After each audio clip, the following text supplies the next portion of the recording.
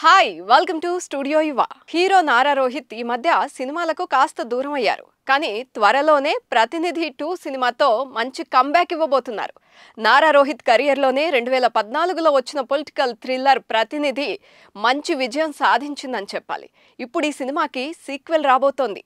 ప్రతినిధి 2 టైటిల్తో ప్రముఖ సీనియర్ జర్నలిస్ట్ మూర్తి, ఇంకా చెప్పాలంటే టీవీ5 మూర్తి అంటే బాగా అర్థమవుతుంది, ఆయన దర్శకత్వంలో మరో పొలిటికల్ థ్రిల్లర్గా ఈ సినిమా రాబోతోంది. అయితే గతంలో ఈ సినిమా పోస్టర్ రిలీజ్ చేయగానే పాజిటివ్ బజ్ క్రియేట్ అయింది. ఇప్పుడు సడన్గా టీజర్ను రిలీజ్ చేసి ఆశ్చర్యపరిచారు. టీజర్లో పొలిటికల్ అంశాలనే ఎక్కువగా ప్రస్తావించారు. అభివృద్ధి, రాష్ట్ర అప్పు లాంటి అంశాలపై కామెంట్లు చేశారు. అయితే టీజర్ మొదట్లోనే ఒక ఇల్లు బ్లాస్ట్ అయినట్లుగా చూపించారు.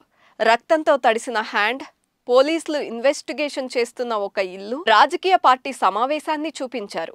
ఆ తర్వాత హీరో నారా రోహిత్ ఎంట్రీ, ఆ తర్వాత ఓ రాజకీయ నాయకుడు జనం కోసం బతికితే చచ్చాక కూడా జనంలోనే బతికుంటామంటూ చెప్పిన డైలాగ్ ఇంట్రెస్ట్ క్రియేట్ చేస్తోంది.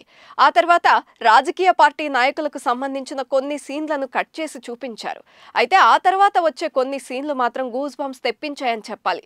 నారా రోహిత్ ఒక రాజకీయ నాయకుడిని లైవ్లో ఇంటర్వ్యూ చేస్తారు. అందులో రోహిత్ ఆయన్ను ప్రశ్నిస్తూ, మన రాష్ట్ర అప్పు ఎంత ఉంటుంది సార్ అని అంటాడు. సుమారుగా ఓ 5 లక్షల కోట్లు ఉంటుందని అంటాడు ఆ రాజకీయ నాయకుడు.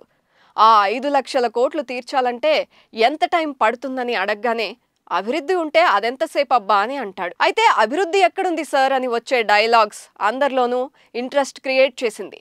ఆ తర్వాత యాక్షన్ సీన్ను చూపించారు. ఇక చివరిగా, ఇప్పటికైనా కళ్ళు తెరవండి, ఒళ్ళు విరిచి బయటకొచ్చి ఓటు వేయండి, లేదంటే దేశం వదిలి వెళ్ళిపోండి, అది కుదరకపోతే చచ్చిపోండి అంటూ నారా రోహిత్ డైలాగ్ డెలివరీతో ఈ సినిమాపై అంచనాలు నెక్స్ట్ లెవెల్కి వెళ్ళిపోయాయి.